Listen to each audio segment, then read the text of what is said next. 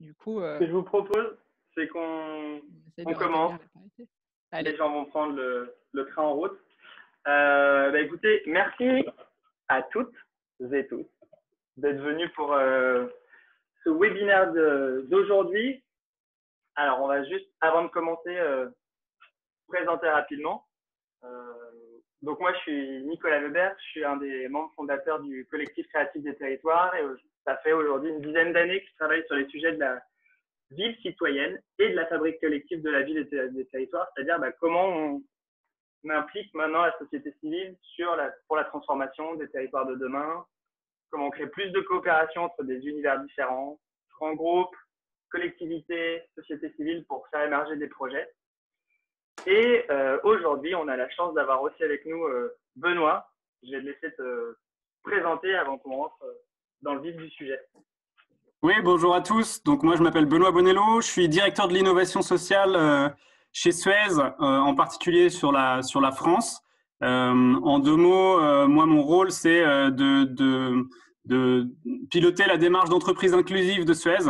En gros, comment est-ce qu'on peut renforcer l'impact social d'une entreprise comme Suez?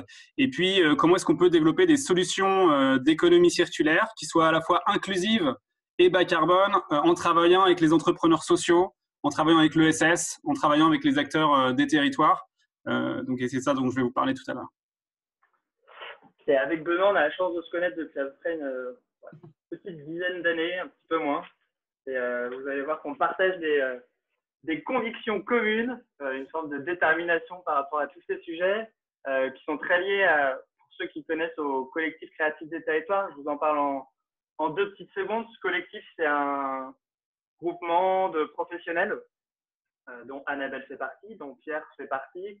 On a tous en commun d'être très attachés au sujet de l'intelligence collective, du design, c'est-à-dire comment on crée des ponts entre des acteurs différents pour construire des nouveaux projets. On intervient en gros auprès de collectivités, grands groupes, bailleurs sociaux, vraiment des acteurs assez différents qui ont des enjeux de faire émerger des projets collectifs. Et on intervient à trois niveaux, un peu en amont pour décrypter qu'est-ce qui se passe aujourd'hui dans la fabrique des territoires, qu'est-ce qu'on voit émerger en termes de coopération. 2, plus sur des logiques d'expérimentation. On est en AMO de projet, c'est-à-dire on accompagne des projets collectifs, on les fait vivre. Il y a du design de service, des ateliers. Et puis il y a une troisième brique qui est tout aussi importante, et c'est ce qu'on essaye de faire, c'est pas juste intervenir, c'est comment on transforme l'organisation et les individus avec qui on travaille lors de ces projets pour changer les méthodes, transformer les organisations, essayer de faire de la conduite du changement sur quelle culture ça implique et quelle posture ça implique de coopérer avec d'autres acteurs en disant il n'y a pas mieux, moins bien, mais comment on fait avec des gens qui sont différents pour répondre aux défis des transitions. En 2 mots, nous, membres du collectif, même si on a des profils très différents, on a des gens qui sont plus designers, d'autres plus consultants, sociologues, c'est comment on crée les conditions de la coopération entre les gens, comment on met en place la stratégie collective, la transversalité. Donc, c'est l'appropriation collective des sujets, la mobilisation des bonnes énergies, révéler les potentiels, faire du concret aussi sur le terrain.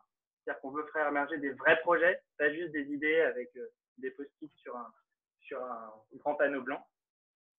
Et clairement, autour de tout ce qu'on essaye de mettre en œuvre, alors il y a plein d'acteurs qui font ça, on essaye vraiment de mettre le facteur humain au centre, parce qu'au-delà des organisations, on sent que c'est vraiment la posture des gens qui rentrent dans ces processus de coopération qui changent la donne, en fait, qui rendent les projets possibles.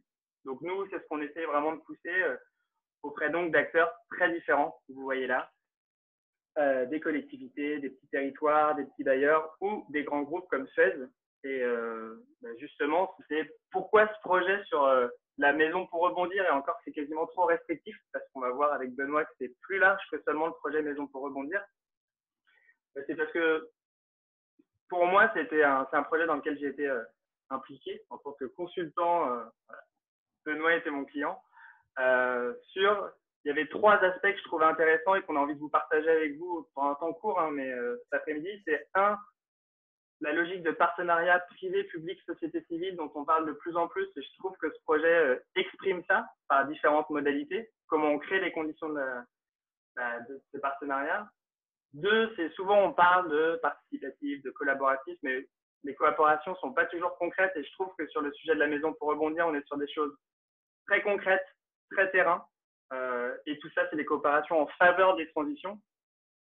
Et le troisième aspect que je trouvais intéressant, c'est plus le processus selon lequel le projet est né, puis s'est développé au fur et à mesure des années pour devenir quasiment maintenant une direction d'innovation sociale. Et c'est tout le processus de co-construction et d'expérimentation que je trouvais également intéressant et qu'on trouvait également intéressant de vous partager. Donc, c'est ce qu'on va essayer de voir ensemble durant ces quelques minutes jusqu'à 14h30. Donc, retour d'expérience sur cette maison pour rebondir.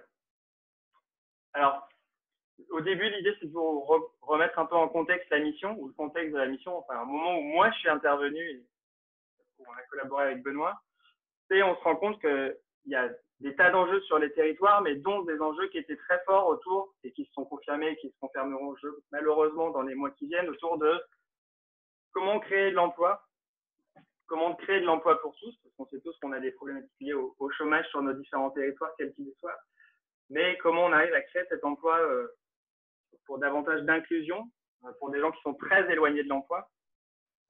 Comment on arrive aussi à imaginer les métiers de demain, parce que les territoires se transforment beaucoup. On parle des transitions écologiques, transition démographique, transition numérique. Et c'est quel métier on peut imaginer demain pour être les emplois qui vont permettre d'employer des jeunes ou moins jeunes générations. Et comment on arrive à faire croiser ça avec l'enjeu de la transition écologique. Et ce qui est intéressant, c'est de voir que ces problématiques-là, elles sont partagées avec des prismes différents par des acteurs publics, par des acteurs de l'insertion et de l'économie sociale et solidaire, tous ces acteurs qui sont impliqués sur le terrain, sur créer de l'emploi autour justement des métiers de l'économie circulaire, on rentrera un petit peu plus dans le détail derrière, mais aussi des grands groupes, en particulier un groupe comme Suez, qui se positionne sur les sujets de la transition écologique et qui se dit, nous, en tant que grand groupe, qu'est-ce qu'on peut apporter demain pour être créateur d'emplois, créateur des emplois de demain et impulser une dynamique qui dépasse juste notre cœur de métier. Benoît, si tu veux te compléter. Ouais. Peut-être juste compléter, parce que tu le dis très très bien, mais le point de départ de la maison pour rebondir, c'est exactement ça, c'est cette question pour Suez en tout cas, et sur un territoire comme Bordeaux, parce que c'était ça le tout début, de répondre à une question, c'est-à-dire nous en tant que grande entreprise, où toutes nos activités grosso modo sont représentées, comment est-ce qu'on peut véritablement renforcer notre impact en termes d'emploi et d'inclusion sur ce territoire-là? Donc c'est vraiment une sorte d'expérimentation à l'échelle d'un territoire pour voir comment on peut renforcer notre impact social et en particulier notre impact en termes d'emploi. C'est ça le point de départ du projet Maison pour rebondir de Suez. Ouais, qui avait ce rôle de se dire, à un moment, il faut peut-être quelque chose, une structure, ça voilà, qui s'est avec la Maison pour rebondir, qui joue un peu le rôle connecteur entre des acteurs différents, qui travaillent sur des sujets communs, mais qui n'ont pas toujours des modalités de coopération évidentes. Et je crois que c'est un peu ça aussi, cette logique de connexion. Et c'est l'avènement du projet en 2012, Maison pour rebondir, c'est-à-dire est-ce qu'il peut y avoir une entité au sein du groupe Suez, ou un tout petit peu à l'extérieur du groupe, peut-être entre le groupe et les territoires, qui favorisait en fait cette création de liens entre des acteurs très différents. Je confirme, Benoît, que c'était un peu cette idée-là. Ouais, c'était cette idée-là. Au départ, on était structuré avec une association, avec des salariés en propre, une équipe de 6 personnes. Et autour de cette association, on avait les différentes entreprises de Suez, donc celles qui s'occupaient de la partie plutôt gestion de l'eau, celles qui s'occupaient plutôt de la partie déchets, par exemple, et puis tout l'écosystème local de l'emploi, de l'insertion et de l'économie sociale et solidaire. Et en fait, le but de la Maison pour rebondir, c'était d'être un peu un guichet unique, finalement, pour amener une collaboration efficace entre Suez, les entreprises de Suez, et puis cet écosystème sur le territoire. Et en gros, 3 ans plus tard, c'est au moment où moi j'arrive, j'ai des échanges justement avec Benoît qui dit en 2015, il y a Suez qui veut un peu accélérer en fait sur les sujets de la transition écologique, sur sa capacité de coopération avec ces acteurs de l'ESS, de l'insertion qui réinventent les manières de faire sur le territoire, qui réinventent des nouveaux modèles économiques, qui proposent des innovations en termes d'économie circulaire, on le verra, autour des biodéchets, autour tout ce qui était ressourcerie, etc. Tous ces petits acteurs-là, c'est-à-dire comment demain, le groupe va plus loin pour mieux comprendre ce nouvel écosystème et en fait réussir à travailler avec ces acteurs pour monter des projets communs développer de nouvelles méthodes de travail, développer de nouveaux services, de nouveaux business, et puis questionner plus largement la mission de l'entreprise en fait et son ancrage sur les territoires, c'est-à-dire quel rôle pour un grand groupe comme Suez pour accélérer la transition écologique auprès de ces petits acteurs.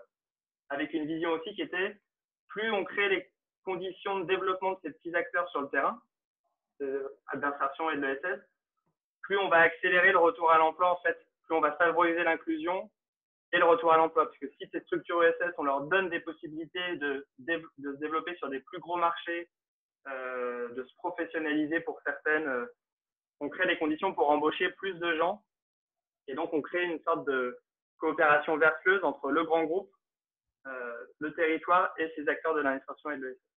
Peut-être pour compléter, Nicolas, on faisait le constat aussi que typiquement, si on prend le sujet de l'emploi sur un territoire et notamment en France, on a énormément d'acteurs qui sont sur les sujets de l'accompagnement de personnes éloignées de l'emploi. Donc, il y a bien sûr les services publics de l'emploi, Pôle emploi, etc. Il y a les plis, les missions locales, les chantiers d'insertion, les entreprises d'insertion. Et en fait, on faisait le constat, nous, côté Suez, que finalement, il y avait un mur de verre entre ces acteurs-là, qui faisaient un gros boulot pour aller chercher des gens loin de l'emploi, les ramener vers le marché du travail, et de l'autre côté, nos boîtes, qui finalement recrutaient un peu toujours de la même manière et sans véritablement s'y retrouver dans ce millefeuille d'acteurs sur le territoire pour plein de raisons. Et donc, une des premières missions qu'on s'est fixées et expérimentations qu'on a fait, ça a été de se dire comment est-ce qu'on peut casser ce mur de verre entre le monde social et entre nos entreprises pour faire réussir finalement des parcours d'insertion pour recruter différemment. Donc ça, c'est le premier truc. Et le deuxième que je voulais mentionner en complément, c'est un peu la même logique, mais c'est de se dire, si on veut, demain, on s'est vite rendu compte que si on veut développer, par exemple, une ville comme Poissy, zéro déchet, et ben en fait, les solutions de Suez seules, elles ne suffisent pas. Elles peuvent être hyper technologiques, hyper smart, etc. Mais en fait, comme sur tous les grands défis qu'on a devant nous, il faut qu'on travaille en alliance avec d'autres acteurs. Et on a une vraie complémentarité à développer avec notamment les acteurs de l'économie sociale et solidaire qui savent parfois faire des choses beaucoup mieux que nous ou qui font des choses qu'on ne fait pas. Et à l'inverse, on peut vraiment jouer un rôle de catalyseur sur ces territoires avec ces acteurs-là. Et donc, pour mettre en place tout ça, enfin accélérer, voilà, 2015, le début en tout cas de la collaboration que j'ai eu avec Benoît, c'était de se dire comment on va travailler sur, il y avait un enjeu de se dire la maison pour rebondir, elle est à un certain niveau, elle est basée à Bordeaux. Aujourd'hui, elle fonctionne comme un guichet unique pour l'ensemble du groupe Suez, mais sans pouvoir non plus être partout en France, en fonction des territoires. Elle intervenait un petit peu partout, mais c'est dire comment on montait en compétence et comment peut-être la maison pour rebondir pouvait se développer demain. Est-ce qu'il y avait une stratégie d'essaimage à imaginer pour qu'elle soit capable d'être au plus proche des territoires, à cette intersection entre le territoire, les acteurs locaux et les business units du groupe Suez. Et donc, on a initié en 2015-2016 un travail de diagnostic amont et de co-design en fait potentiellement d'un concept qui serait déclinable sur d'autres territoires en disant bah voilà, ce qu'il faut c'est qu'on aille à l'aune de ce qu'on sait et aller questionner les acteurs du territoire pour peut-être réinventer ou faire émerger une nouvelle version de la maison pour rebondir par rapport à ce que je proposais déjà. Et on a fait un travail en plusieurs temps qui était on a travaillé sur le territoire d'Île-de-France, 92 à l'époque, pour se dire d'abord, essayons de cartographier l'ensemble des acteurs, l'ensemble des initiatives et les écosystèmes à connecter des gens qui sont impliqués dans le domaine de l'emploi, de l'insertion professionnelle et des acteurs de l'ESS qui proposaient des solutions innovantes sur, voilà, c'était les ressourceries, des acteurs de l'insertion professionnelle, des acteurs, des entrepreneurs sociaux qui proposaient également des solutions sur des biodéchets, etc. C'était évidemment essayer de cartographier tous ces acteurs-là et quelles pouvaient être leurs interactions et quels pouvaient être leurs besoins vis-à-vis d'une future maison pour rebondir plus territorialisée. C'est pour ça qu'on a complété la démarche par des choses assez classiques, mais des interviews sur le terrain de collectivités locales, d'entrepreneurs sociaux, la maison de l'emploi, par exemple, à Nanterre, pour dire aujourd'hui, sur ces enjeux-là des métiers de demain, quels sont vos enjeux et à quoi un guichet unique local, une maison pour rebondir locale, pourrait aider. Il y avait des interviews hyper intéressantes d'entrepreneurs sociaux qui nous disaient aujourd'hui, les grands groupes, ils font quoi? On a ou des fondations, qui permettent voilà, d'avoir du financement. Ou parfois, on a des aides, des concours, etc. Mais nous, ce qu'on aimerait, c'est travailler main dans la main autour de projets communs, en coopération par rapport à des besoins qu'on a vraiment très opérationnels, d'accès à du matériel, d'accès à des marchés. Donc, c'est toutes ces interviews-là qui ont permis aussi de préciser un petit peu les besoins potentiels, sachant que ces interviews, elles étaient aussi complétées par une série d'interviews faites en interne au sein des business units du groupe Suez pour comprendre quels étaient les enjeux aussi des équipes vis-à-vis de ces nouveaux acteurs. La compréhension par rapport au marché, la perception des opportunités. Et à ça, on a essayé de compléter par un benchmark, voilà, des benchmarks assez classiques sur des tas de modèles inclusifs qui existaient d'acteurs de l'ascension ou alors des grands groupes comme Vinci Insertion, Schneider Electric pour essayer de comprendre quelles étaient aujourd'hui les modalités en fait de projets qui favorisaient les coopérations, des modèles plus inclusifs en faveur de l'emploi. Donc ça a été un peu toute la partie diagnostic qu'on a pu utiliser pour dans un second temps travailler avec des équipes en interne. En gros, on avait une équipe projet, puis derrière des équipes en interne, une sorte de comité de pilotage pour essayer d'imaginer par rapport à tous ces diagnostics, tous ces besoins remontés, quelles pourraient être les briques de service, la V0, je me souviens qu'on avait parlé de brique 0 en fait des services à lancer pour qu'une maison pour rebondir locale puisse être utile réellement à l'ensemble des acteurs sur le territoire. Et au-delà de ça, il y avait aussi une réflexion au-delà des services, c'est quelle gouvernance demain, quelle position au sein du groupe Suez et vis-à-vis du territoire, et quel modèle économique pour pouvoir prototyper un dispositif qui serait expérimentable sur un territoire d'Île-de-France qui s'est révélé ne pas être les Hauts-de-Seine, mais être le département du Val-de-Marne. Je ne sais pas si là-dessus, tu souhaites revenir un peu, Benoît, sur un ou deux points que tu souhaites préciser. Ouais, non, je pense que tu as été clair. Vraiment, l'enjeu, c'était du travail qu'on a fait ensemble, c'était de se dire, à partir de l'expérience qu'on avait à Bordeaux et qui était encore en construction d'ailleurs à l'époque, mais qui commençait à porter ses fruits en termes d'emploi, etc.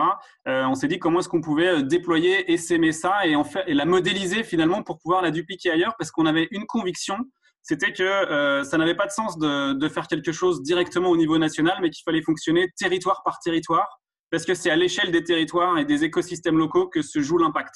Ça, c'était vraiment une conviction très forte. Je vois que dans les questions, il y a, en gros, est-ce qu'on fait référence aux clauses sociales dans la commande publique, etc. Oui, tout à fait, je reviendrai dessus tout à l'heure un peu plus dans le détail, mais tous les sujets d'insertion au sens large sur les territoires nous intéressaient, et tous les sujets de clauses d'insertion auxquels d'ailleurs nos entreprises étaient aussi soumises, faisait partie des sujets qui ont été des points importants pour nous pour structurer aussi notre approche. Mais on allait bien au-delà. Ce qu'on verra par la suite quand on rentrera dans le détail de l'expérimentation. Donc en gros, voilà, il y a eu un an et demi de travail, je pense, sur le terrain pour essayer de faire une synthèse globale qui allait à la fois par rapport aux enjeux du territoire et en termes d'opérationnel, en fait, au niveau du groupe Suez pour fonctionner.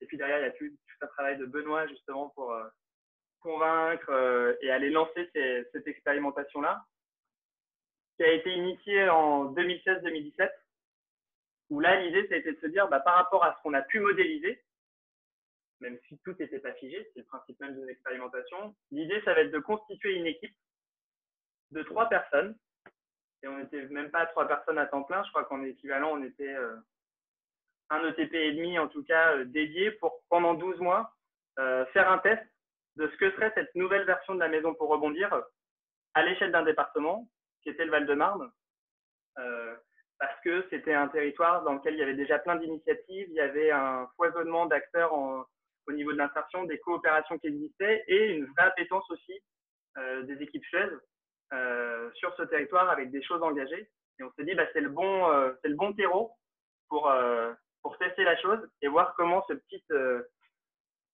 cellule un peu mobile, elle allait exister et essayer de développer cette activité et tester cette réplicabilité. Ouais, tu l'as juste, Nico, pour compléter, ce qui était important pour nous pour choisir un territoire d'expérimentation, c'était d'avoir un territoire dans lequel Suez a des leviers.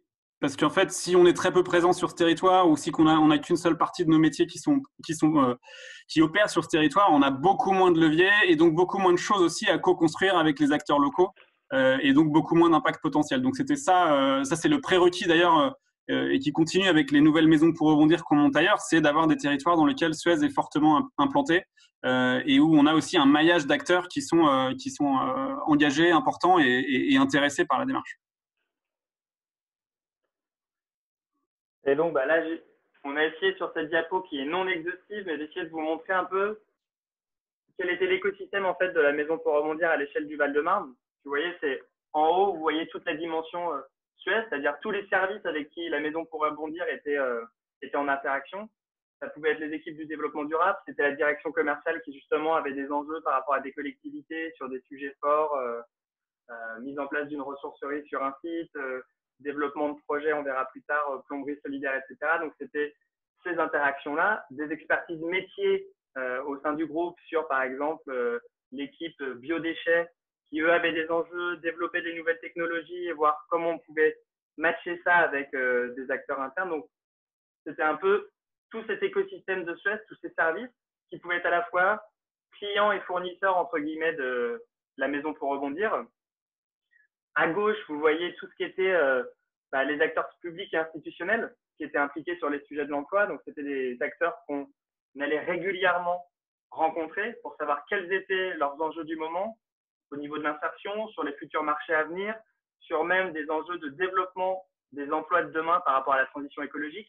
Il y avait énormément de choses qui étaient faites dans les différents départements sur le développement durable, les métiers du développement durable, le développement des acteurs de l'ESS. Donc nous, on essayait d'aller capter un petit peu toutes ces politiques publiques, tous ces grands projets qui étaient menés pour faire le lien avec des projets potentiels.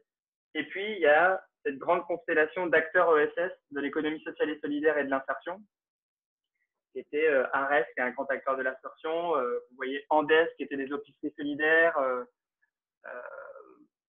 Rejouer, qui, pour ceux qui le connaissent, c'est une structure qui récupère des vieux jouets et qui aussi est une structure de l'insertion. Donc, il y a des personnes embauchées qui nettoient, trient, font le tri, le nettoyage et la remise à disposition des jouets dans des magasins dédiés. Donc, c'était tous ces acteurs-là qui étaient présents dans le Val-de-Marne, qui montaient des projets et qui avaient aussi des enjeux de développement et qui donc venaient, ou plutôt au début, nous venions vers eux en tant que maison pour rebondir, pour comprendre leurs besoins et voir, c'est pour ça qu'on a mis au milieu, si on pouvait connecter l'offre et la demande, si on pouvait connecter des besoins avec des compétences, vous le verrez par la suite, du réseau. C'était vraiment tout ce qu'on essayait de créer pendant cette année-là. Ce qu'on cherchait de manière plus précise, c'est vraiment des liens opérationnels gagnant-gagnant. C'est-à-dire qu'on soit à la fois sur des sujets qui représentent des enjeux pour les filiales de Suez sur le territoire, enjeux de recrutement, enjeux de nouveaux services, enjeux de sous-traitance, etc. Et en même temps qui représentent des enjeux pour les acteurs et le territoire lui-même. Et donc, je vais très vite, puisque ça, je vous l'ai déjà dit, l'idée, c'est d'avoir une équipe qui allait sur le terrain, qui allait vraiment rencontrer ces gens-là, mobiles, qui crée de la transversalité et qui était vraiment en appui opérationnel, comme disait Benoît, sur si on allait voir une direction du groupe Suez, une direction commerciale qui dit nous, on sait que sur le futur site du centre de tri, on veut essayer de mettre en place un dispositif de ressourcerie. C'était vraiment essayer d'aller chercher des acteurs capables de mettre ça en place, leur partager une ingénierie de projet sur qu'est-ce qui existe déjà dans le groupe Suez et qu'on pourrait potentiellement répliquer sur des territoires. L'appui opérationnel, c'est également dans le cadre de réponse à appel d'offres ou marché, être capable de leur apporter les bons contacts, les acteurs de l'ESS qui pouvaient répondre avec eux sur, par exemple, un marché lié aux biodéchets ou leur trouver un soutien en termes d'ingénierie. C'était vraiment quelque chose de très opérationnel et autour du projet. Et en gros, il y avait 5 axes, en tout cas, pendant l'expérimentation, qui derrière se sont largement enrichis. Benoît va le présenter juste après. C'était à créer ce maillage et cette connexion qui est un rôle clé, en fait, pour tous les projets de territoire. On se rend compte, nous tous qui sommes impliqués là-dessus, il y a un enjeu de coopération, mais d'abord, il faut que les gens se connaissent. Il faut que les gens arrivent à avoir une visibilité sur quel est l'écosystème impliqué autour des sujets de l'économie circulaire et de l'emploi sur notre territoire pour derrière être capable de créer des ponts. Mais d'abord, c'est le maillage et c'est quelque chose qui était assez intéressant, assez fort. C'était une des missions principales, en tout cas premiers mois, première Ouais, d'ailleurs, semaine. juste, Nico, juste je te coupe parce Ouais, que pour illustrer, c'est hyper important que les acteurs se comprennent. Et ça, on s'en est rendu compte très très tôt dès le lancement de la Maison pour rebondir, avec un truc tout con. Mais par exemple, on s'était mis en quête de diffuser les besoins de recrutement de Suez et les métiers du coup sur lesquels on recrutait, les offres d'emploi, à tous les acteurs de l'insertion du territoire. Et en fait, on s'est rendu compte qu'on avait très peu de retours. Et une des raisons qu'on a compris après, c'est que nos offres étaient absolument incompréhensibles, que nos métiers, les métiers de Suez, ne sont pas des métiers qui sont très connus. Et donc, du coup, quand on est conseiller chez Pôle emploi, au PLI, à la mission locale ou autre, on ne connaît pas forcément ce que c'est qu'un canalisateur, un agent de réseau, un agent d'assainissement, un agent de maintenance, etc. Et en fait, on s'est rendu compte qu'une des premières choses à faire, c'était de se comprendre, de comprendre vraiment nous comment eux fonctionnaient avec leur public, etc. Et puis que eux puissent venir dans l'entreprise voir aussi les métiers pour être capable d'en parler et changer aussi nos outils et nos méthodes de recrutement parce qu'on s'est rendu compte qu'elles ne fonctionnaient pas, en tout cas si on voulait être dans une logique plus inclusive. Ça, c'est juste un exemple, mais c'est valable sur plein de choses, y compris la question de la confiance qui, à mon avis, est un point essentiel. C'est-à-dire que, pas trop dans le Val-de-Marne, mais en tout cas à Bordeaux, quand on a commencé, on a pu être perçu comme un énième acteur qui venait potentiellement faire doublon avec ce qui se faisait déjà très bien. Et donc, on a dû vraiment co-construire avec les acteurs la légitimité et le positionnement qu'on avait et qui était vraiment centré sur l'entreprise. C'est-à-dire qu'on est en gros une porte vers les métiers de Suez, une porte vers Suez de manière générale pour eux et la prolongation de ce que eux ne peuvent pas faire dans l'entreprise finalement. ouais, ouais, cette condition de la confiance aussi, elle existait avec les acteurs de l'ESS, qui au début pouvaient dire, certains en tout cas, Suez, grand groupe, non, pas forcément, on veut pas qu'on utilise potentiellement notre image. Et en fait, dès qu'on était sur des approches très opérationnelles, en fait, c'est là où on sentait qu'il y avait un projet de coopération possible parce qu'on était sur une volonté commune de monter un projet en lien avec les métiers de chacun. Il y avait un deuxième point que tu as déjà abordé tout à l'heure, Benoît, c'est tout ce qui est conseil et formation autour de ces sujets, information sur quelles sont les clauses d'insertion, qu'est-ce que ça veut dire sur les marchés publics, quelles sont aussi les opportunités de coopération avec les acteurs de l'insertion. C'est toutes les modalités, je pense, qui étaient proposées auprès des équipes du groupe Suez, des équipes commerciales, des équipes RH aussi, pour qu'on comprenne que voilà, comment on va vers plus d'emplois inclusifs. Et c'était le rôle de la Maison pour rebondir, c'était de présenter ces nouvelles modalités, ces nouveaux modes de faire pour faire comprendre des évolutions possibles pour le groupe et en quoi c'était des opportunités et non pas nécessairement des contraintes. Exactement. Clairement, c'était un projet. On s'est rendu compte, on parlait de la confiance et elle était valable aussi en interne dans une entreprise comme Suez où il fallait qu'on explique aussi ce que ça apportait, ce que ça apportait finalement aux filiales locales, aux patrons locaux, aux DRH locaux. Parce que si c'était juste un truc pour faire joli, je pense que ça se serait arrêté au bout de 6 mois parce que ça coûtait cher et que finalement ça rapportait rien. Donc il fallait vraiment des deux côtés qu'on ait finalement une vraie complémentarité et une vraie utilité perçue par les différentes parties prenantes avec lesquelles on travaillait. Ensuite, les trois derniers points, c'était valorisation et partage de pratiques d'ingénierie, c'est-à-dire comme dans toute structure, hein, un grand groupe qui est encore, on le voit, puissance 100, il y a des tas de choses qui savent se faire dans la maison, typiquement de coopération avec des acteurs de l'économie sociale et solidaire, en disant on va répondre à un marché commun avec un acteur de l'ESS qui est capable de nous faire tout ce qui est sensibilisation, récolte de biodéchets auprès des restaurateurs et faire ce travail de proximité sur les biodéchets. Et nous, en complément, on répond au marché biodéchets Suez sur le traitement industriel de ce biodéchet. Bah, typiquement, une telle pratique faite, par exemple, je ne connais pas exactement vos marchés, mais si elle était faite à Lyon, elle n'était pas forcément connue par les équipes de Bordeaux ou alors les équipes en Ile-de-France. Donc, il y avait aussi ce côté, comment on modélise ces nouvelles ingénieries de coopération avec ces acteurs locaux pour être capable de le diffuser au sein du groupe, pour améliorer aussi les pratiques du groupe en termes de collaboration avec ces nouveaux univers. Et puis, ce qui était très lié aussi au point d'après, service de coopération, montage de projet, là, on était plus sur de l'appui opérationnel, à essayer de faire le lien entre la direction de Suez, le territoire et l'acteur ESS pour organiser les réunions, les rencontres, modéliser, voilà, c'est quasiment une fiche projet commune. Et qui va faire quoi, de quelle manière. Donc, on était vraiment sur une échelle très terrain pour dépasser le concept. Et enfin, il y a le dernier point qui était l'aide aux réponses aux appels d'offres. où là, c'était plus de l'appui pour répondre sur les clauses d'insertion, identifier les bons acteurs en termes d'acteurs de l'insertion grâce à la cartographie qui avait été faite en amont, pour trouver les bons acteurs, puis les bonnes modalités pour répondre au marché public. Et après, ce qui était assez marrant, c'est qu'on a vu qu'il y a plein de choses, il y a plein d'expertises en fait qui se sont créées, des nouvelles formes de partenariat, des nouveaux modèles économiques, des nouveaux types de financement qui ont pu derrière être partagés sur créer une ressourcerie. Pour nous tous, à la base, ça ne peut pas forcément être évident de se dire Suez, grand groupe industriel, est-ce qu'il doit forcément développer cette expertise-là?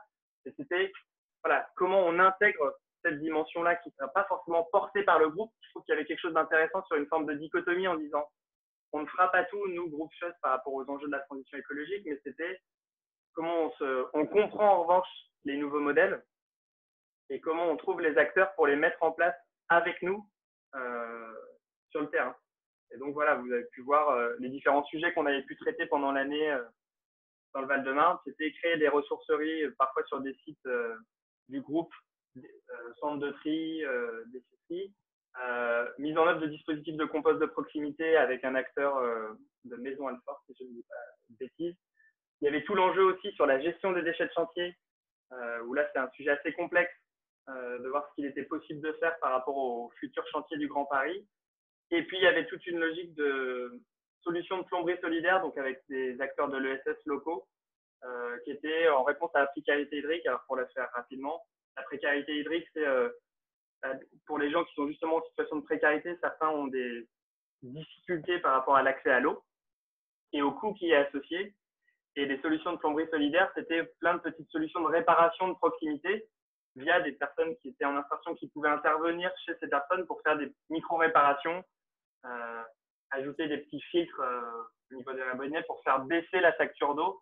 Donc là, l'idée, c'était sur un métier de Suez qui est la gestion de l'eau, comment il faut y avoir l'apport d'une solution pratico-pratique créatrice d'emploi pour les populations en situation de précarité dans le Val-de-Marne. Donc ça, on en était plus à la conception. Je crois que l'expérimentation s'est fait plus tard. Ouais, c'est en ce moment la vraie expérimentation sur le sujet plomberie solidaire. Il y a des sujets comme ça qui mettent du temps à sortir opérationnellement parce qu'en fait, il y a beaucoup d'acteurs autour de la table et puis il faut que les conditions soient réunies. Donc là, on est en plein dedans là, sur le sujet plomberie. Comme quoi, faut de la patience pour certains sujets. Et puis après, ce que tu n'as pas dit là-dessus, c'est toute la dimension plus tournée vers ce que nous, on appelle le recrutement inclusif et comment est-ce qu'on recrute différemment et comment est-ce qu'on va chercher des gens qui sont plus loin de l'emploi et qu'on n'aurait peut-être pas recruté comme ça si on avait suivi les processus habituels de nos entreprises en termes de recrutement. Mais ça permet de te passer la parole pour que tu puisses nous en dire plus maintenant sur… Voilà, nous, la photographie que Justifie, je vous ai proposée, c'est 2012, 2015, 2016, 2017. Et donc ensuite, depuis, il s'est passé énormément de choses depuis 3 ans et demi. Ouais. Donc Benoît, je vais te laisser parler, je passe la diapo, mais de où on en est justement de ce modèle réplicable, puis répliqué de la Maison pour rebondir, et ce que ça a généré qui dépasse largement le projet Maison pour rebondir. Peut-être avant de dire où est-ce qu'on en est aujourd'hui, ce qui me semble important, c'est que à la fois sur l'expérimentation qu'on a menée à Bordeaux et sur celle du Val-de-Marne, en fait, on s'est aperçu, on a mieux compris quels étaient les leviers opérationnels qu'une entreprise comme Suez pouvait avoir sur un territoire pour renforcer son impact en termes d'emploi et puis contribuer à accélérer l'économie circulaire. Et il y en a 5 en fait. Il y en a 5 qu'on a identifiés. Le premier, c'est assez logique. On se dit qu'on est un employeur sur le territoire et j'en ai déjà parlé, c'est le recrutement inclusif. Et donc, c'est comment est-ce qu'on recrute différemment et comment est-ce qu'on travaille beaucoup plus efficacement avec les acteurs de l'insertion, les acteurs de l'emploi sur le territoire pour du coup faire de la place dans nos entreprises pour des gens qu'on n'aurait peut-être pas recrutés comme ça et puis les intégrer durablement dans nos métiers. Le deuxième levier qu'on a identifié, c'est, on en a parlé rapidement aussi, c'est la dimension conseil et formation. C'est-à-dire qu'on s'est dit que finalement, s'il y a un moment où on peut cranter en termes d'impact, c'est le moment des appels d'offres. Avec clause ou sans clause d'insertion, parce que c'est vrai qu'on a régulièrement des clauses d'insertion et que du coup, de fait, pour nous, c'est un argument, c'est un pied dans la porte qu'on peut mettre au niveau des équipes commerciales pour leur dire on va vous aider à gérer les clauses d'insertion et à répondre à ces clauses d'insertion. Mais au-delà de ça, c'est systématiquement, même quand il n'y a pas de clause d'insertion, comment est-ce qu'on fait un volet social robuste et qu'on identifie comment est-ce qu'on peut amener un service de l'eau qui soit plus inclusif ou de gestion des déchets qui soit plus inclusif et plus impactant. Le troisième levier, c'est la dimension partenariat avec l'économie sociale et solidaire, que ce soit à travers de la sous-traitance, par exemple sous-traitance à l'insertion. On a cité le groupe ARES. Le groupe ARES à Limay-Brévannes, par exemple, il est depuis longtemps, depuis 1994, le principal finalement opérateur avec Suez sur le site du coup qui est opéré par Suez du tri sur Limay-Brévannes. Donc ça doit être une quarantaine de personnes en insertion chaque année sur ce site. Donc c'est comment est-ce qu'on confie plus de marchés à l'insertion et à l'ESS et comment est-ce qu'on co-construit des nouveaux services. On a parlé plomberie solidaire pour les clients fragiles de l'eau. On peut parler aussi du gaspillage alimentaire. On peut parler de l'agriculture urbaine. On peut parler de il y a plein de sujets sur lesquels finalement on peut avoir une vraie complémentarité avec le monde de l'ESS. Le quatrième levier qu'on a identifié pour avoir plus d'impact, c'est l'entrepreneuriat. Alors, ça se trouve que ça faisait partie du package de départ de la Maison pour rebondir à Bordeaux, mais qu'on a construit dessus. C'est comment est-ce qu'on, nous, en tant qu'acteurs économiques sur un territoire, on contribue à la création d'entreprises et de nouveaux services de proximité. Donc soit pour des demandeurs d'emploi qu'on va accompagner et aider à créer leur propre emploi, soit, et c'est ce qu'on pousse le plus maintenant aujourd'hui, pour aider à faire émerger des projets d'économie circulaire portés par des entrepreneurs sur les territoires, avec un programme qui s'appelle le programme économie circulaire.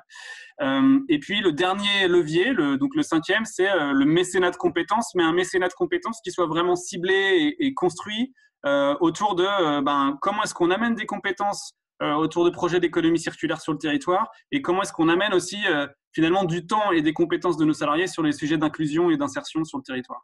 Donc c'est ça les 5 leviers qu'on a vraiment identifiés pendant ces expérimentations Maison pour rebondir et qui sont un petit peu le fondement de la démarche d'innovation sociale de Suez aujourd'hui et de ce qu'on porte au niveau de la direction de l'innovation sociale du groupe. Donc tu peux passer à la slide d'après comme ça. Donc du coup, en fait, aujourd'hui, finalement, on a construit en mode bottom-up, en partant de l'expérience de Bordeaux, puis son essaimage et sa modélisation dans le Val-de-Marne. On a progressivement construit une direction de l'innovation sociale qui aujourd'hui rassemble finalement tout ce que fait Suez sur les questions d'insertion, toutes les entités aussi, parce qu'on a nous-mêmes des filiales d'insertion. On en a une qui s'appelle Rebond Insertion, qu'on pilote à la direction de l'innovation sociale et qui est une PME en fait, puisque c'est 500 personnes en insertion chaque année sur différents territoires en Île-de-France, à Poitiers et du côté de Marseille. Et donc du coup, on a tout rassemblé et on s'est dit, nous on a 3 convictions. La première, c'est que il peut pas y avoir de transition écologique si on ne prend pas en compte les plus fragiles. Donc du coup, le social est un enjeu business pour Suez. La deuxième, c'est qu'en fait, on doit jouer un rôle d'agrégateur sur les territoires, parce que comme je vous le disais tout à l'heure, les solutions de Suez seules, elles ne suffisent pas aujourd'hui pour répondre à des grands défis comme celui de la transition écologique. Et donc, il faut vraiment qu'on travaille en complémentarité, notamment avec des acteurs de l'économie sociale et solidaire. Et il y a vraiment des sujets, je pourrais vous citer des exemples concrets tout à l'heure, mais où on est tout à fait complémentaires. Et le troisième, c'est la dimension comment est-ce qu'on pousse nos collaborateurs à être des acteurs de changement, à renforcer leur impact positif à travers le mécénat de compétences, mais aussi en interne, à travers leurs activités. Quand on est acheteur chez Suez ou quand on est RH chez Suez, on peut avoir un impact direct, finalement, un impact social renforcé à condition de savoir un peu comment s'y prendre. Donc, ça fait partie de notre job de créer cette communauté, finalement, de collaborateurs qui veulent avoir plus d'impact en interne. Donc, nous, notre mission, je l'ai dit tout à l'heure, c'est de renforcer l'impact social de Suez et d'amener des solutions d'économie circulaire qui soient inclusives et bas carbone. Et en fait, on fait maintenant, aujourd'hui, sur deux axes, c'est un peu nos 2 jambes. Le premier, c'est comment est-ce qu'on bouge les lignes à l'intérieur de Suez, donc à travers notamment cette expérience qu'on a construite à la Maison pour rebondir et les axes dont je vous parlais. Comment est-ce qu'on bouge les lignes en termes de pratiques? Recrutement inclusif, comment est-ce qu'on change les manières de recruter? Les achats, comment est-ce qu'on change les manières d'acheter? Les commerciaux, comment est-ce qu'on intègre des volets sociaux qui soient réels, beaucoup plus forts? Comment est-ce qu'on gère les clauses d'insertion de manière plus qualitative que ce qui pouvait se faire jusqu'ici? Et puis, la deuxième jambe, finalement, c'est développer des projets à impact en propre. Et donc là, c'est à la fois les filiales d'insertion qu'on peut avoir et qu'on est en train de pousser pour les aider à se développer. Et puis, c'est aussi tous les projets d'entrepreneuriat. Donc, on a des programmes d'entrepreneuriat qui sont sur différentes villes aujourd'hui, à Bordeaux, à Clichy et bientôt normalement à Lyon et sur d'autres territoires. Et la manière dont on est organisé, c'est que du coup, on a une petite équipe en centrale, mais vraiment petite. Et le cœur de l'équipe d'innovation sociale, c'est les équipes Maison pour rebondir. Donc, pour le coup, c'est exactement le travail qu'on a fait avec Nicolas, où on a modélisé un petit peu dans le Val-de-Marne comment est-ce qu'on pouvait créer une sorte de hub, de guichet unique qui permette de renforcer l'impact en termes d'emploi qu'une entreprise comme Suez peut avoir. Et puis, à partir de cette modélisation, finalement, on l'a déployé dans l'ouest de l'Île-de-France, ensuite à Lyon. On l'a fait à Dijon, et puis Dijon, ça s'est arrêté l'année dernière, mais pour des questions plus liées à la crise Covid et à des problèmes de finances, on va dire. Et en ce moment, on a plusieurs pistes dans 3 villes dans le sud de la France pour développer d'autres maisons pour rebondir, avec une logique où c'est à chaque fois les filiales locales de Suez qui finalement payent pour l'existence de cette équipe finalement innovation sociale maison pour rebondir qui va les accompagner pour finalement transformer un petit peu la manière dont Suez opère sur le territoire. Je passe à la diapo suivante. Ouais. Bon, ça, c'est ce que j'ai dit, grosso modo. Tu peux passer… Ouais, juste un mot quand même pour dire qu'on n'est pas juste une direction de l'innovation sociale, fonction support d'un grand groupe. En fait, on est aussi sur une logique assez intrapreneuriale, je disais, puisque on monte aussi donc des projets en propre, y compris des entreprises. On a monté une boîte qui s'appelle Ecomégo sur la collecte et la valorisation des mégots de cigarettes et qui vide ses propres ailes et fonctionne toute seule. Et puis nos programmes de création d'entreprises et d'autres programmes d'ailleurs sont aussi financés par d'autres sources de financement que celles du siège. Donc ça, c'est les 5 services dont je vous ai parlé. Je pense que c'est pas forcément… Enfin, on pourra, si vous avez des questions, revenir dessus. Mais en gros, la partie ingénierie, appel d'offres et formation, donc pour cranter dans la partie où Suez répond à un appel d'offres pour une ville, par exemple, pour qu'il y ait un volet social très fort avec les bons acteurs et que derrière, tout ça se réalise, c'est-à-dire qu'on gère aussi la mise en œuvre derrière. Le recrutement inclusif, où là, on se concentre en particulier sur les métiers en tension aujourd'hui parce que c'est des métiers qui sont potentiellement plus accessibles et où on a finalement des besoins en continu. Et donc, il y a un énorme travail à faire de ce côté-là. Et on le fait notamment, au-delà de faire évoluer les pratiques, on le fait aussi à travers des projets un peu emblématiques, comme par exemple, on a mené un programme sur les réfugiés pour amener des réfugiés à devenir conducteurs poids lourds chez Suez. Donc, pendant 1 an et demi, on a accompagné une cohorte de 10 réfugiés dans le cadre d'un programme qui s'appelle HOPE, qui est un programme aussi gouvernemental. Mais c'était un énorme challenge parce qu'en fait, les réfugiés, ce qu'on n'avait pas forcément identifié, c'est que quand on est afghan ou quand on est soudanais, le permis de conduire, il n'est pas reconnu en France. Donc, on a dû les faire repasser le permis de conduire voiture pour ensuite les faire passer le permis poids lourd qui n'est pas simple du tout. En plus, il faut bien maîtriser le français. Enfin, voilà, des projets un peu emblématiques qui permettent aussi de tirer aussi l'innovation finalement chez Suez sur ces sujets sociaux. Le partenariat avec l'insertion et l'ESS, pour vous donner 1 ou 2 exemples. Je peux vous donner un exemple sur le gaspillage alimentaire. C'est Sain et Sauf. C'est une entreprise qu'on a incubée, de l'ESS qui commençait à sortir, mais qui n'était pas encore opérationnelle, qu'on a incubé et qu'on a développé, et qui en fait collecte les fruits et légumes invendus de supermarchés. Là, pour le coup, ça se passe du côté de Bordeaux. Donc, ils collectent les fruits et légumes invendus de supermarchés, ils les transforment en plats cuisinés dans une usine qu'ils ont maintenant, et ils les revendent sous la marque Sain et Sauf dans ces mêmes supermarchés. Et aujourd'hui, donc du coup, Suez fait toute la logistique du projet et intègre Sain et Sauf dans ses offres de gestion de déchets des supermarchés. C'est-à-dire qu'on dit, vous, Carrefour, on va vous collecter vos 1000 tonnes de déchets, mais tous les fruits et légumes invendus, on va les flécher vers notre partenaire Sain et Sauf, qui va les transformer en plats cuisinés et les revendre sous la marque Sain et Sauf dans vos supermarchés. Donc ça, c'est à la fois gagnant pour Suez parce que c'est de la différenciation commerciale, c'est une nouvelle offre complémentaire, et puis ça permet aussi à l'entrepreneur social de se développer dans des nouveaux supermarchés et du coup de grandir et de changer d'échelle en termes d'impact.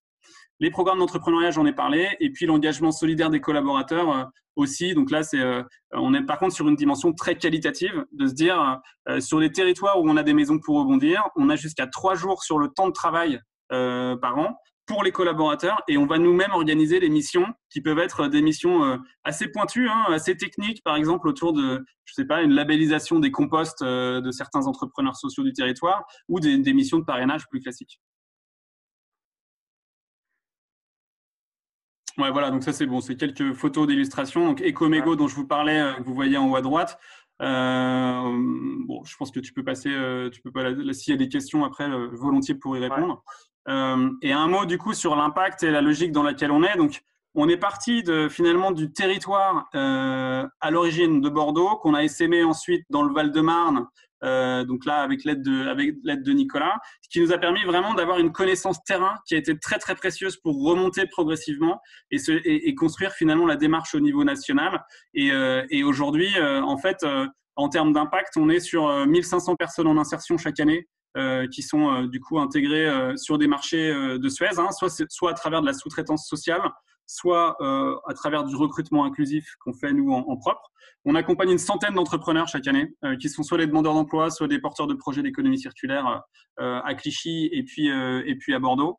On accueille énormément de jeunes des quartiers, notamment on s'est engagé dans le cadre du pacte, parce que du coup derrière, tout ce que je vous raconte ici, on l'a finalement fait coïncider avec des sollicitations qu'on avait du gouvernement. Donc, vous avez peut-être entendu parler du pacte, qui est en gros la sollicitation du gouvernement pour vis-à-vis des entreprises pour désenclaver les quartiers.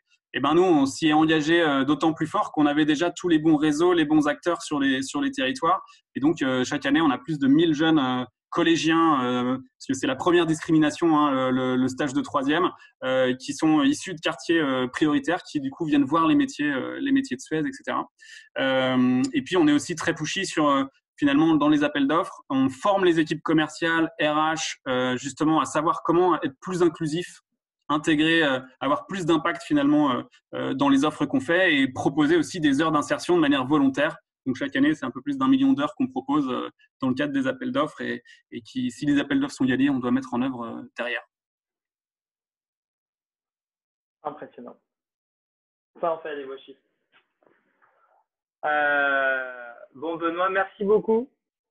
Même si je pense qu'il y a pas mal de questions, donc tu vas avoir des réponses à donner.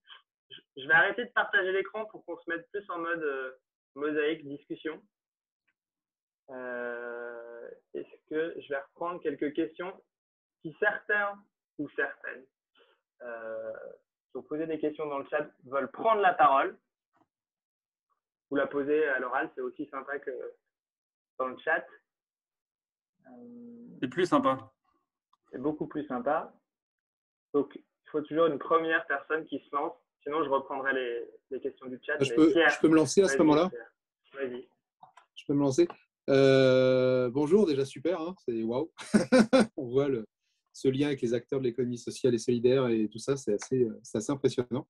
Je me demandais simplement, en termes de colonne vertébrale au sein de Suez, il y a une raison d'être tout en haut, façonner un environnement durable maintenant. Alors, au-delà de cette phrase, il y a quand même beaucoup de choses qui ont été dites dans la raison d'être. Est-ce que, quelque part, c'est tout cela et les choix des 5 services voilà, au niveau de l'innovation sont complètement connectés à la raison d'être ou pas? Eh ben, la réponse est non. Est-ce que c'est La réponse est non, parce qu'en fait, ils existaient avant la raison d'être.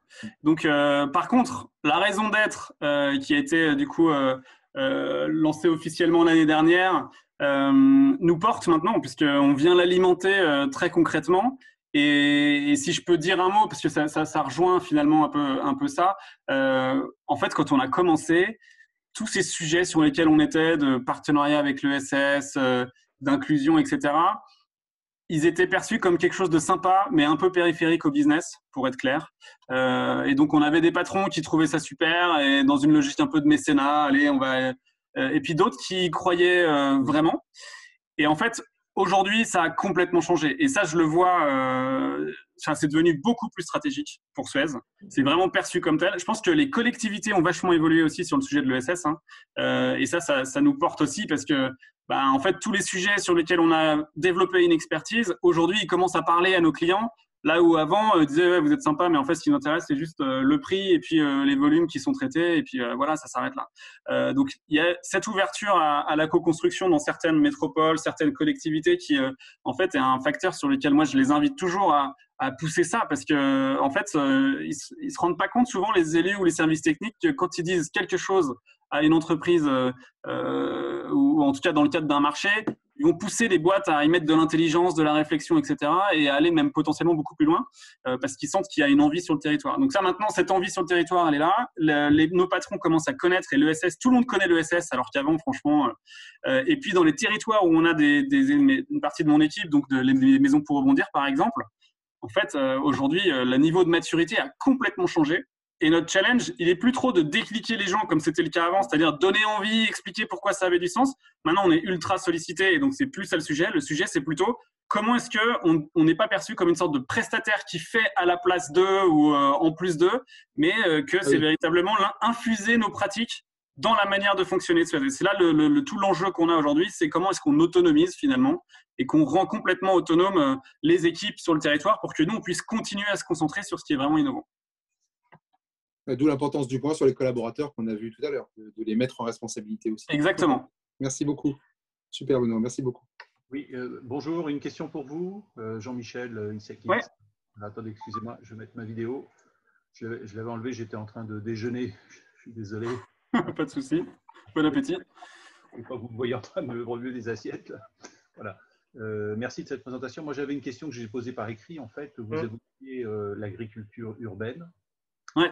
Dans votre présentation. Est-ce que vous pouvez en dire un peu plus? Quel est le lien? Quelle est la prestation ou le domaine d'intervention, le périmètre en fait? Oui, tout à fait. En fait, nous, ce qui nous intéresse, c'est de regarder les synergies qu'on peut avoir. Donc, ça se fait un peu territoire par territoire.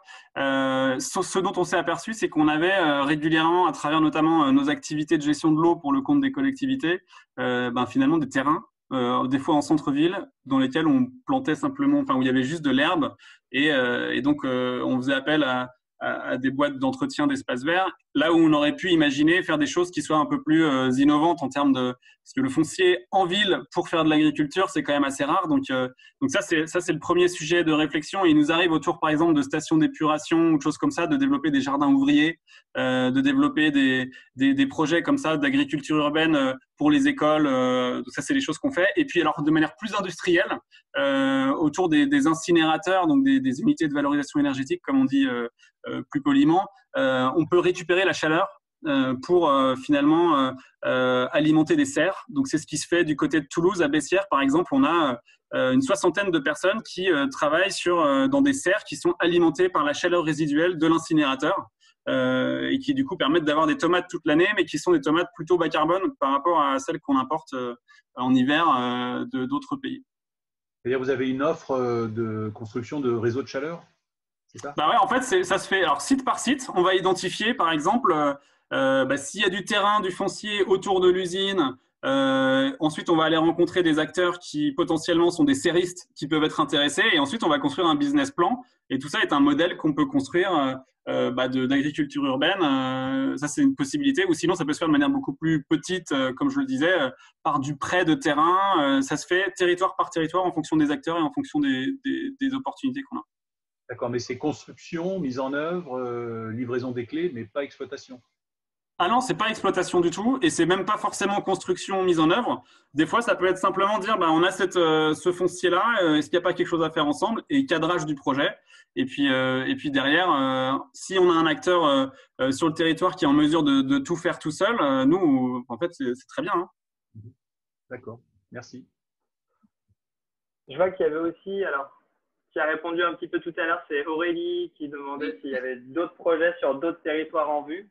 Oui, effectivement. Bonjour à tous. Merci pour la présentation. Oui, je pense que Benoît nous a répondu, notamment 3 projets à venir sur le sud. Est-ce qu'il peut nous en dire un petit peu plus? Et je rebondissais juste sur le fait des partenariats lors de vos réponses, vos marchés. Est-ce que vous cherchez dès l'amont des partenaires qui pourront prendre le relais au niveau exploitation quand vous répondez au marché? Et comme vous disiez, c'est de plus en plus courant et les collectivités publiques et les acteurs publics prennent de plus en plus en compte tous ces facteurs. Donc, je pense que déjà dans la rédaction des marchés, il y a déjà toutes ces clauses insertion sociale, transition écologique. Donc, voilà, c'est plusieurs questions en une, mais… Oui, alors sur les clauses, oui, il y a des clauses, mais en fait, il y a 2 cas de figure. Au début, c'était toujours un peu sur les mêmes marchés, c'est-à-dire sur les marchés plutôt autour du déchet, déchets, nettoyage, etc. Maintenant, les clauses, elles sont en train de se répandre sur d'autres types de marchés. C'est une très bonne nouvelle, y compris des marchés potentiellement plus de prestations intellectuelles, hein, pourquoi pas. Hein. Et le deuxième sujet, c'est pas parce qu'il y a une clause qu'en fait elle compte. C'est-à-dire que des fois il y a la volonté politique de mettre une clause, donc on met des clauses dans des marchés et des fois un peu tout et n'importe quoi, mais elles sont absolument pas prises en compte. Et donc nous, on fait un travail hyper qualitatif sur le volet social de manière générale parce que c'est aussi un moyen de faire de la pédagogie pour les équipes. C'est une sorte de formation pratique pour les équipes. Même si on n'a plus le temps de le faire tout le temps aujourd'hui, c'est quand même quelque chose qu'on fait l'effort, en tout cas sur les gros marchés. Mais c'est toujours décevant de voir que derrière, on a proposé des trucs qu'on estime être vraiment des choses de valeur qui renchérissent pas forcément le prix, hein, c'est pas du tout ça le sujet, mais qui vont être écartés parce qu'on a des services techniques en face qui sont juste techniques, en fait, ou qui veulent surtout pas prendre de risques, ou qui trouvent que c'est trop compliqué. Voilà. Alors à l'inverse, je peux quand même citer un exemple, c'est la propreté urbaine à Bordeaux. Parce que c'est un des premiers marchés sur lesquels on était vraiment très très pushy. Et pour la petite histoire, en fait, on a associé donc une association qui fait travailler des jeunes en errance qui s'appelle Tapage. Peut-être certains d'entre vous connaissent TAPAJ. Ils se développent partout en France. Ils sont dans une trentaine de villes aujourd'hui. C'est hyper innovant ce qu'ils font parce qu'en fait, c'est une alternative à la Manche. Et en fait, ils font le désherbage à la binette sur le marché de propreté urbaine de Bordeaux qu'opère Suez. Et puis Remue Ménage, qui est une entreprise d'insertion qui fait tout ce qui est collecte d'encombrants à vélo en ville. Et puis Ecomégo, qui installe des collecteurs des cendriers et collecte les cigarettes pour les revaloriser, les mégots de cigarettes pour les valoriser. En fait, ça, c'était vraiment dans une logique presque de co-traitance qu'on l'a proposé. Et la collectivité nous a dit votre offre est bien, mais on n'a pas confiance, en fait, c'est trop social. Et donc on a dû donner des garanties et puis ça se passe très très bien finalement. Mais c'est pour dire que c'est pas forcément si facile et qu'il y a aussi un bout de chemin à faire du côté des territoires pour encourager une professionnalisation de ces sujets-là. Et l'autre question, l'autre morceau de la question, je l'ai oublié. Et du coup, c'était le début, c'était les 3 projets sur le sud. En fait, en ce moment, on réfléchit sur Toulouse, clairement. Donc, on est en train de pousser la réflexion sur Toulouse. Et on a aussi Montpellier et Marseille un peu en ligne de mire. Et puis, on va voir. Ça dépend. Il y a pas mal de critères qu'il faut valider d'ici là, mais c'est des territoires sur lesquels on est en train d'avancer assez vite. Okay. Moi, j'avais une petite question sur les projets liés à la collecte des biodéchets. J'étais ce matin sur un webinaire organisé par DM Compost là, qui vient de lancer sa plateforme expérimentale à Valenton. Moi, du coup, je travaille sur Villeneuve-Saint-Georges, là, entre autres. Voilà, du coup, je me demandais, puisque je les ai vus dans la liste de vos partenaires sur les premiers slides qu'a présenté Nicolas, si c'était des choses que vous aviez envie d'expérimenter à plus grande échelle que la plateforme de Valenton ou pas encore. Oui, carrément. Alors, en plus, DM Compost, c'était le partenaire. Je crois que Nicolas les connaît mieux que moi, puisque c'est lui qui les avait rencontrés à l'époque et on les avait intégrés dans plusieurs marchés sur de la sensibilisation, biodéchets en pied d'immeuble, etc. Donc, c'était un des acteurs. On bosse aussi avec Upcycle. Je ne sais pas si ça vous parle, qui est voilà, un acteur de l'ESS qui monte bien sur ces sujets-là. Et puis, avec les détritivores. Donc, oui, biodéchets, c'est un vrai sujet pour nous. Vrai sujet autour de, et on a tout un, d'ailleurs ça fait partie de, quand je disais que c'est en train de devenir plus stratégique l'ESS, c'est un bon exemple parce que pour le coup c'est aujourd'hui piloté en centrale par les équipes business de Suez dans lesquelles du coup on est partie prenante, mais qui intègre directement l'ESS comme finalement une brique de l'offre qui va faire partie de l'offre de biodéchets de Suez demain. Alors derrière, il faut identifier plus précisément les complémentarités qui peuvent être sur tout ce qui est apport volontaire, qui peuvent être sur tout ce qui est collecte du dernier kilomètre. Enfin voilà, donc sur la sensibilisation aussi. Mais il y a clairement une volonté à la fois, oui, d'accélérer sur les biodéchets et oui, d'accélérer la collaboration avec l'ESS sur ces sujets-là. Je vous partage en même temps quelques liens. Alors après, vous pourrez de ces structures-là pour ceux qui veulent jeter un coup d'œil. Détritivore, c'est un exemple intéressant parce que c'était notre premier partenariat un peu, je dirais, opérationnel, gagnant-gagnant avec une boîte de l'ESS où l'idée c'était de se dire Détritivore, c'était une association qui collectait les biodéchets de restaurants pour en faire du compost sur des plateformes de compost en ville. Et le problème, c'est qu'ils n'avaient pas vraiment de modèle économique parce que personne payait vraiment pour le truc, donc c'était plutôt subventionné. Et nous, on était à l'époque, parce que maintenant c'est un business qui a été vendu par Suez, mais intéressé par les huiles alimentaires usagées. qui nous servait à faire du biocarburant derrière. Et donc, le problème, c'est que Suez savait collecter les huiles alimentaires usagées de gros industriels agroalimentaires. Hein. Par contre, les petites quantités du dernier kilomètre de tous les restaurants du centre-ville, alors ça, vraiment pas, et pas au bon prix. Et donc, on a fait un partenariat où, en fait, Detritivore allait collecter. On leur a dit, si vous êtes capable d'aller collecter les huiles alimentaires usagées de restaurants à un prix que nous, on ne serait pas capable d'avoir, eh ben, on vous fournit une masse de clients gigantesque en plus et on vous les rachète.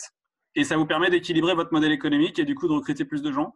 Et voilà, donc c'était un peu ça le début du partenariat avec Detritivore qui a été dupliqué dans 4 régions en France après avec d'autres structures de l'ESS. Merci Benoît pour toutes ces infos. Je vois qu'il est déjà 14h38, donc je ne veux pas trop que ça dépasse pour les uns et les autres par rapport à vos agendas. Si vous avez des questions en plus à adresser, n'hésitez pas à nous les renvoyer. Il y a Madeleine qui a une question un peu concrète. Allez. Bon, pour ceux qui peuvent, en tout cas, s'il y en a qui doivent partir, sachez qu'on vous enverra comme d'habitude le replay, le lien vers le replay de la vidéo, plus le support de présentation. Et si vous avez des questions additionnelles, vous pourrez les poser après. Mais si vous pouvez encore rester, nous allons écouter la question de Madeleine, question concrète sur les maisons pour rebondir. Oui, bonjour. Bonjour. Merci déjà pour la superbe présentation et la vue d'ensemble. Moi, j'ai une question un petit peu concrète parce que j'arrive sur un nouveau poste avec une ressourcerie qui s'appelle la Réserve des Arts. Ah oui. Voilà, qui a un positionnement très particulier au service des industries créatives et culturelles, hein, voilà, et qui fait de la collecte et qui fait de la revente auprès des artistes et des artisans. J'arrive sur le poste, on développe vraiment les formations auprès des jeunes notamment, en éco-fabrication, éco-conception, éco-fabrication, bois et cuir. Voilà, j'arrive, j'ai 150 jeunes à recruter en gros. Bon courage. Voilà, et à former en particulier sur des publics peu diplômés en décrochage avec un CAP ou pas le bac. Voilà. En quoi les maisons pour rebondir peuvent m'aider? Est-ce que c'est dans leur mission? Comment ça se passe? Voilà, parce que sinon j'ai tout ce travail également à faire d'écosystème, de voir quels sont les acteurs et comment je peux organiser et sourcer ces jeunes. Voilà. Ouais, alors on a une maison pour rebondir qui est à Montgeron, donc et qui couvre du coup cette zone-là. En fait, c'est pas l'objectif des maisons pour rebondir de vous aider en propre. Oui, Enfin, nous, notre légitimité, elle est certainement pas aider des acteurs de l'ESS à finalement qui nous sollicitent à faire ce qu'ils veulent faire. Nous, notre légitimité, elle existe à partir du moment où il y a un alignement entre des enjeux que peut avoir Suez ou des besoins ou des opportunités et des enjeux, des besoins que vous pouvez avoir vous. En tant qu'acteur de l'ESS. Donc, si par exemple la Réserve des Arts sur des sujets, en tout cas vous aider à recruter des jeunes, j'ai envie de dire non, puisque ça c'est pas notre job, on saura pas faire, puis c'est pas du tout notre priorité. Et là, vaut mieux aller voir directement les PLI, les maisons de l'emploi, les acteurs locaux qui sont eux là pour vous sourcer des jeunes et vous accompagner là-dessus. Par contre, si derrière il y a, je sais pas. Des choses à faire d'un point de vue plus métier autour de l'économie circulaire. Bon, pourquoi pas, ça se regarde, mais il faut qu'il y ait un enjeu. Enfin, moi, ma légitimité et le fait qu'on a pu se développer malgré des conditions qui deviennent quand même un peu compliquées d'un point de, enfin, c'est que c'est quand même serré aussi dans les grandes boîtes et ça, les coûts sont en train de se réduire de tous les côtés aussi. Mais si on continue à se développer aujourd'hui, c'est parce qu'on apporte quelque chose aussi à Suez. Et en fait, finalement, plus on veut être social, plus il faut parler business dans les grosses boîtes. Donc, si on n'arrive pas à aligner la dimension business et la dimension sociale, on est mort, en fait, ça marche pas. Donc, c'est pour ça que, du coup, maintenant, on fonctionne vraiment sur cet alignement-là et c'est sur cette base-là que les partenariats peuvent se faire. D'accord, donc c'est en termes d'échange, par exemple, nous, effectivement, on est dans la démarche de construction de filières métiers. Ça peut être aussi de former sur des parties très particulières du réemploi autour des matériaux. Ou des activités à monter derrière, je sais pas. Ça, je peux vous mettre en contact avec Marine dans mon équipe qui, au moins pour avoir un échange, elle connaît aussi les enjeux des entreprises sur le territoire et puis ça débouche ou pas, mais ça peut être le meilleur moyen d'avancer. Ok, merci beaucoup. Merci. De rien, avec plaisir. Est-ce que Madeleine, vous avez partagé dans le chat votre adresse email éventuellement pour la connexion? Oui, je l'ai passé à Annabelle Puget, que je connais bien, okay. sur le design thinking. Donc, on va poursuivre.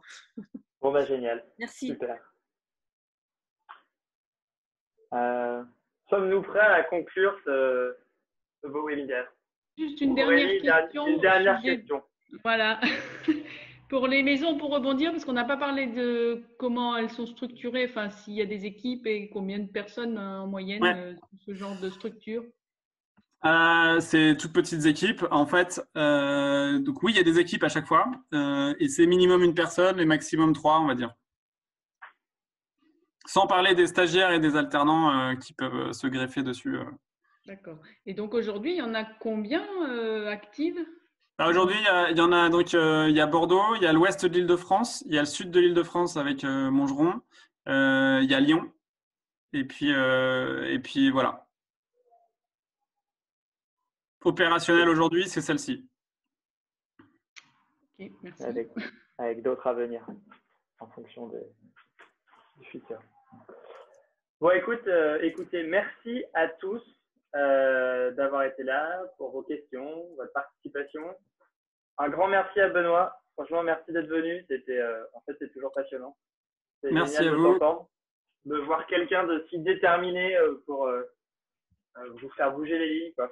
Et ce que vous avez vu pendant 1h15, c'est pareil tout le temps avec Benoît depuis 7 ans, 8 ans que je le connais. Donc, non, merci de nous avoir fait redécouvrir ça, moi.